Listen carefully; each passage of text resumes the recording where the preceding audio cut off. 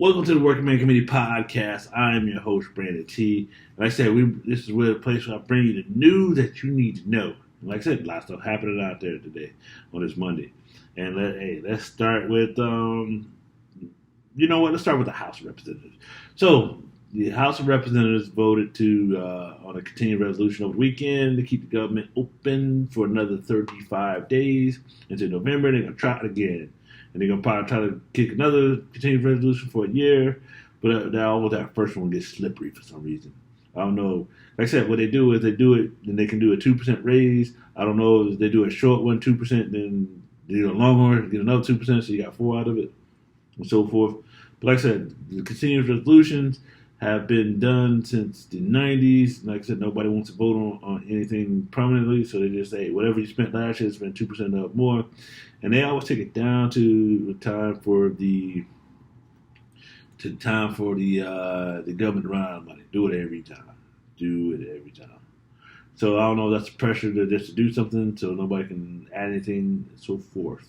But like I said, so what's happened now is, like I said, Matt Gaetz, congressman from, I believe it was from Florida, he's mad at the Speaker of the House, Kevin McCarthy, for not doing appropriations bills. Like I said, there's supposed to be 9 appropriations bills to fund the government, and they didn't get it done. They did a continued resolution.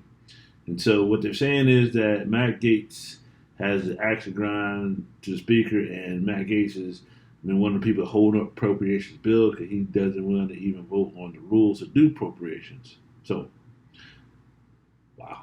But anyway, so Matt Gaetz now is deciding to vote out the Speaker of the House. So one of the rules of this year's Congress, you need one joker to say that the Speaker of the House needs to go, and then that could start a vote on whether the Speaker gets ejected or not. And so, but you need the majority to actually get him out. So he can say, hey, we're going to vote on him. 218 people, he got to get 218 votes to stay in as Speaker. And so, like I said, they said, hey, McCarthy, you took your 15 tries to get in there. You might get out of there. Have you reached over to the Democrats to see if the Democrats help you stay in power? He goes, no. But you could tell in his eyes, like, I slid a note on Hakeem Jeffries' desk saying, do you love me? So we got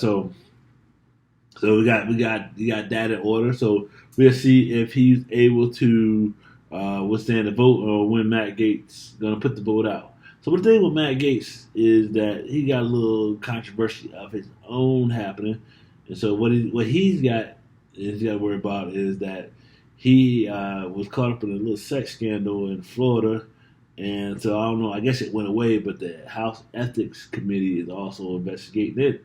And so they find that he had anything to do with what's happening in Florida. He's been told he will be expelled. And so I don't know if that is that the reason he beefing with McCarthy. For McCarthy to be the one to be expelled.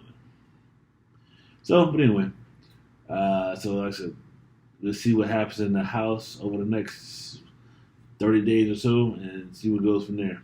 Next story is Trump was in a New York City court today for his civil trial. A little bit of history. So the the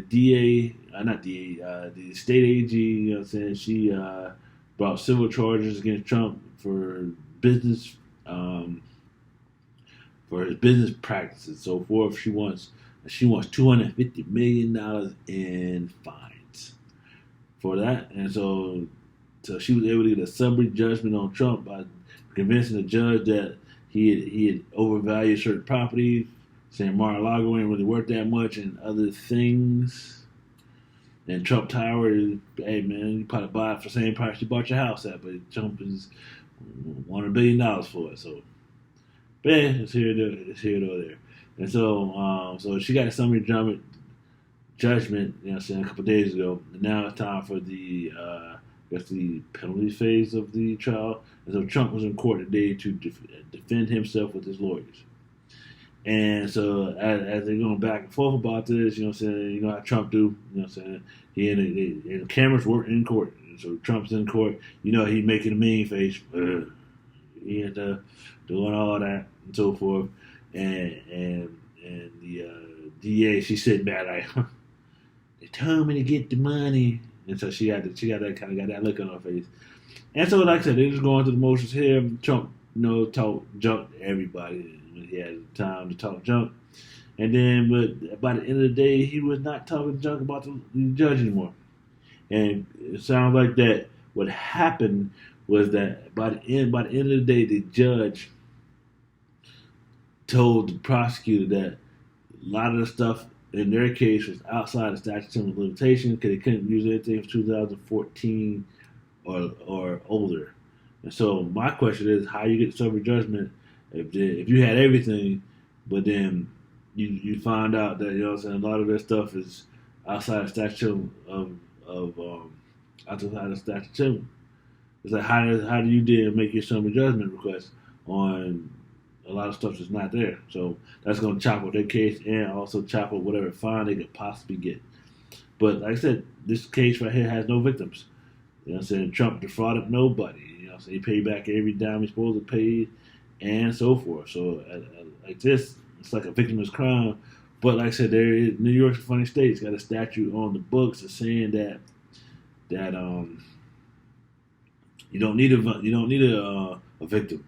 If you did something somehow, the wind mad at you, and so we can still prosecute you. So anyway, so we're gonna keep an eye on that. And with that being said, it's been a Working Man Committee podcast. I've been your host, Brandon T, and we see you later. Peace. Oh, like and subscribe, comment how you feel about Blue.